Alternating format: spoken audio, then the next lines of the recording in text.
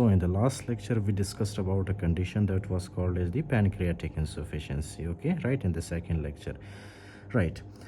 So in the third lecture now we will discuss about the liver problems, okay, what type of liver problems do you see in the patients with this cystic fibrosis, okay. Now listen very carefully. अब क्या है कि ये जो आपको नज़र आ रहा है this is the liver, right, ये लीवर है। लीवर के अंदर आपको पता है क्या होता है, ये जो आपको सेल्स नज़र आ रहे हैं they are actually called as the hepatocytes, they are called as the hepatocytes. क्यों? क्योंकि ये लीवर के सेल्स है तो that is why we call it hepatocytes, fine. अब आपको पता है नॉर्मली हेपेटोसाइट्स क्या करते हैं, नॉर्मली हेपेटोसाइट्स रिलीज़ करते हैं यहाँ पे बाइल, ओके, इस तरह से ये क्या रिलीज़ करते हैं, bile, understood no, they release what, they release bile, okay, simple. और ये जो आपको नज़र आ रहे हैं सेल्स यहाँ पे, ओके, ये सेल्स हैं, ये 1 2 3 4 5, ये जो आपको ब्लैक कलर में नज़र आ रहे हैं दे आर सेल्स, फाइन। अब ये जो सेल्स होते हैं इनका फंक्शन क्या है, लिसन वेरी केयरफुली। ये सेल्स नॉर्मली क्या रिलीज़ करते हैं, again the story is same. ये जो सेल्स है ये क्या रिलीज़ करेंगे, they will release chloride, okay, they will release chloride.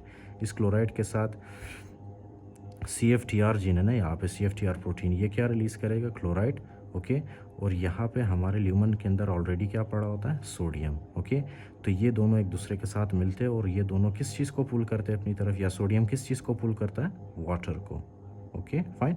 As a result क्या होगा, ये जो आपको ल्यूमन नज़र आ रहा है, ओके, फाइन, ये जो बाइल डक्ट है, राइट, बाइल डक्ट में जो आपको फॉर एग्जांपल हेपेटिक डक्ट, इसमें जो आपको ल्यूमन नज़र आ रहा है, राइट, ये ल्यूमन क्या होगा, इसमें जब साल्ट एक्यूमुलेट होगा, वाटर एक्यूमुलेट होगा तो ये एक डाइल्यूटेड ल्यूमन बनेगा, okay, diluted lumen, understood now, fine.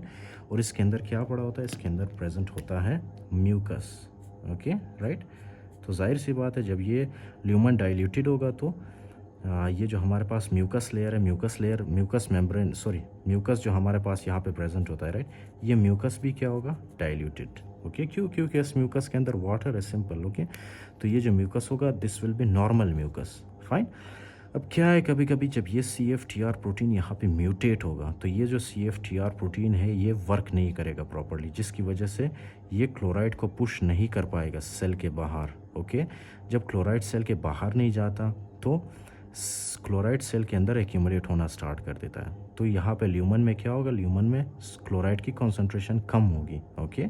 इसी तरह से ये जो हमारे पास सोडियम है, सोडियम भी क्या करेगा, after some time this will go inside the cell, right, क्योंकि क्लोराइड के ऊपर नेगेटिव चार्ज है तो ये सोडियम के ऊपर पॉजिटिव चार्ज है तो क्लोराइड सोडियम को सेल के अंदर खींच लेता है, ओके, फाइन। और यहाँ पे वाटर भी नहीं होगा तो यहाँ पे एट द एंड क्या होगा, बहुत ही थिक म्यूकस लेयर बनेगा, राइट, इसके अंदर बहुत ही थिक म्यूकस बनेगा। अब थिक म्यूकस बनने की वजह से यहाँ पे जितना भी बाइल होगा वो बाइल इजीली नीचे की तरफ नहीं आ पाएगा, ओके। नॉर्मली क्या कर रहा था, डाइल्यूटेड ल्यूमन में बाइल यहाँ से बन के यहाँ नीचे की तरफ आ रहा था, राइट, थ्रू सिस्टिक डक्ट ये हमारे गॉल ब्लैडर में आके स्टोर हो रहा था जितना भी बाइल था, ओके, फाइन, राइट। अब क्या है कि जब यहाँ पे म्यूकस की एक्यूमुलेशन होती है, म्यूकस की एक्यूमुलेशन होने की वजह से, ओके, म्यूकस की एक्यूमुलेशन होने की वजह से ये जो बाइल है ये ऊपर से नीचे की तरफ नहीं आ पाता। क्यों? क्योंकि म्यूकस ने सारे रास्ते को ब्लॉक कर दिया है, फाइन। और ये किस वजह से होता है, यहाँ पे चैनल होता है हमारे पास, दैट इज़ प्रोटीन होता है, राइट, जो कि क्या करता है, ये CFTR प्रोटीन होता है, राइट, ओके।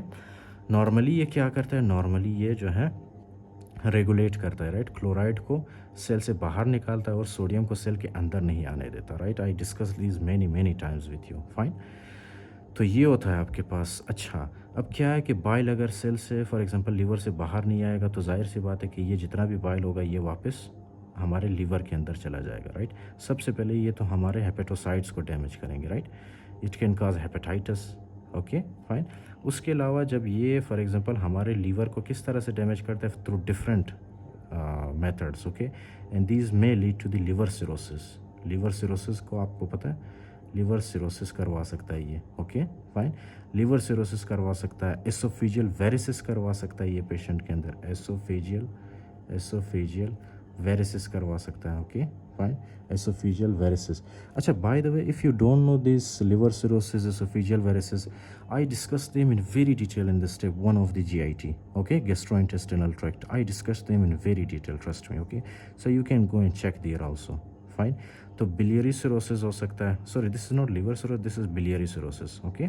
तो बिलियरी सिरोसिस करवा सकता है। उसके अलावा ये बाइल जब ऊपर की तरफ जाता है, ओके फाइन, ये बाइल जब ऊपर की तरफ जाता है तो this will damage our liver, including that ये जो पेशेंट्स है we will see clinical features related to the liver, okay.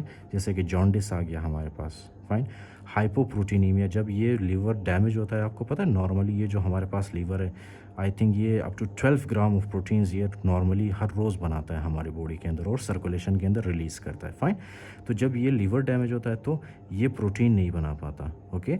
जब प्रोटीन नहीं बना पाता so that may lead to the hypoproteinemia, that condition is called the hypoproteinemia, right. Blood के अंदर protein की कमी होती है क्योंकि लीवर प्रोटीन बना नहीं पाता। अंडरस्टूड ना, okay. So these are actually complications related to this cystic fibrosis. एक तो हमारे पास पल्मोनरी कॉम्प्लिकेशंस, इसके अलावा पैनक्रियाटिक इंसफिशियंसी, इसके अलावा लीवर प्रॉब्लम्स।